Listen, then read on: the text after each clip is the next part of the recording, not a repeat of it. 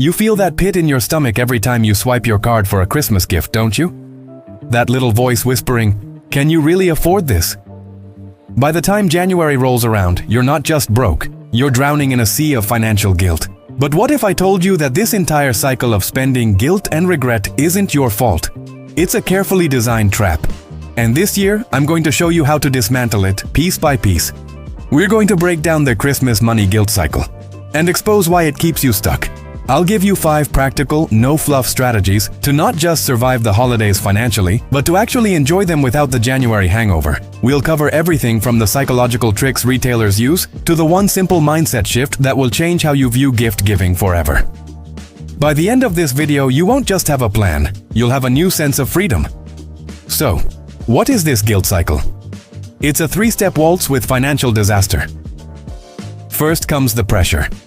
It starts in October. You see the ads, the perfect families on social media, the expectation that love is measured in dollars. Your brain's reward center gets hijacked, telling you that buying is the only way to show you care. This isn't just a feeling, it's a documented psychological phenomenon called the giver's glow, and retailers exploit it relentlessly. They know that the social pressure to participate in this ritual is immense. Ever noticed how limited time offers and doorbuster deals create a sense of urgency? That's not a coincidence. It's a tactic to override your rational brain. Step 2 is the purchase. You're armed with a list, a budget, and good intentions. But then you walk into a store. The music, the smells of cinnamon and pine, the carefully placed displays. It's all designed to make you feel festive and, more importantly, to make you spend more. A study from 2024 showed that shoppers who listen to classic Christmas music are 30% more likely to make unplanned purchases. You buy something a little more expensive, you add one more small gift, and before you know it, your budget is a distant memory. You tell yourself, it's for the kids, or they deserve it, using emotional justification to silence your financial common sense. And finally, step 3, the guilt. January hits. The credit card statements arrive. The joy of giving is replaced by the cold, hard reality of debt. This is where the shame kicks in.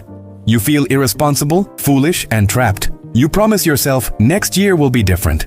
But here's the twist you didn't see coming. That guilt actually primes you to do it all over again. Marketers know that negative emotions drive impulsive behavior. The shame you feel makes you vulnerable. So when next year's holiday season rolls around, you're even more susceptible to the marketing that promises to make you feel good again through spending.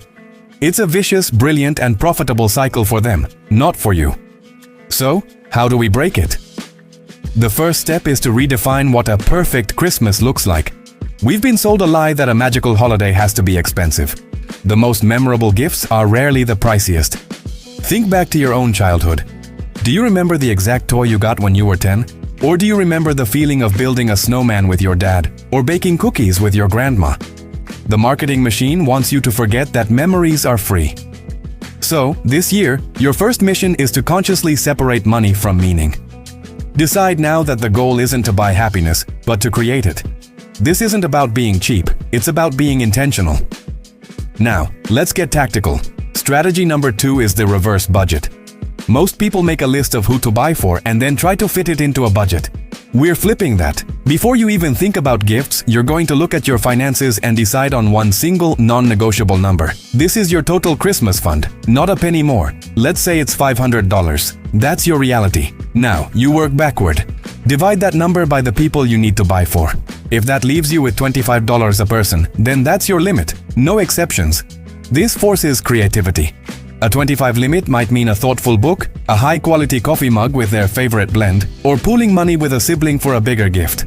It removes the emotion from the initial planning and replaces it with logic. If you're finding this breakdown useful and you want to master your money and your mindset, do me a quick favor and hit that like button and subscribe to the channel. I release videos like this every week to help you get ahead. Your support means the world. Now back to breaking the cycle. Our third strategy is probably the most powerful, the experience over objects rule. A 2025 study on long-term happiness found that positive experiences, like a weekend trip or a concert, provide a much longer-lasting happiness boost than material possessions. The joy from a new gadget fades, but the memory of an experience grows over time. So, instead of buying your partner another sweater, what about tickets to a play? Instead of more plastic toys for the kids, what about a membership to the local science museum? You can even gift your own time. Offer to babysit for your sister so she can have a date night. Create a personalized coupon book for your parents with promises to mow the lawn or cook them dinner. These gifts are often more meaningful, create zero clutter, and are unforgettable.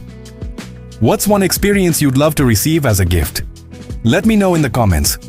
Strategy number 4 is to go on an information diet.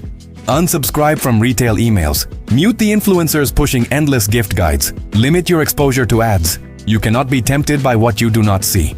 This is about reclaiming your mental space.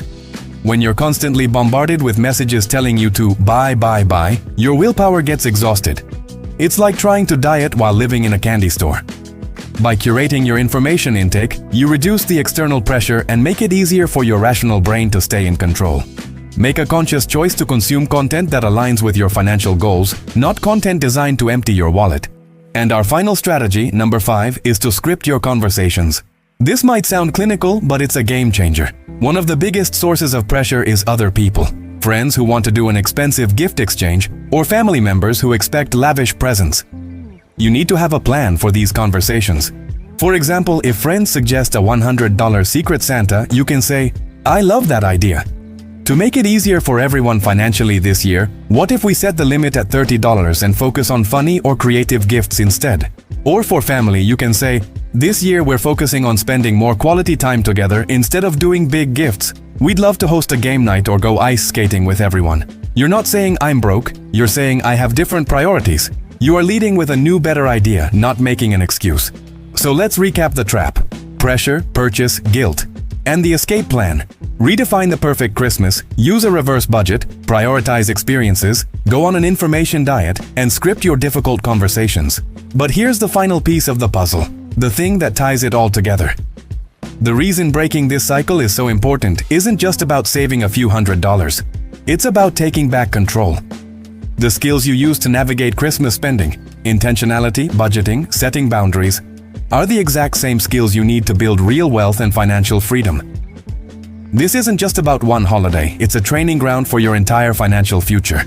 When you master your money in December, you prove to yourself that you can master it for the rest of the year.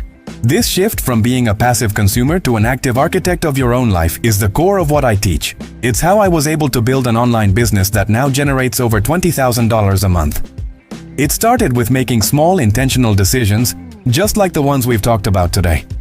If you're serious about not just fixing your holiday budget, but changing your financial life for good, I've created a private community where I share the exact systems and strategies I use. It's a paid group for people who are done with the cycle and ready to build something real. You can find all the details about it through the link in the description. Breaking the Christmas guilt cycle is the first step. Imagine what you could do with a whole year of that kind of power.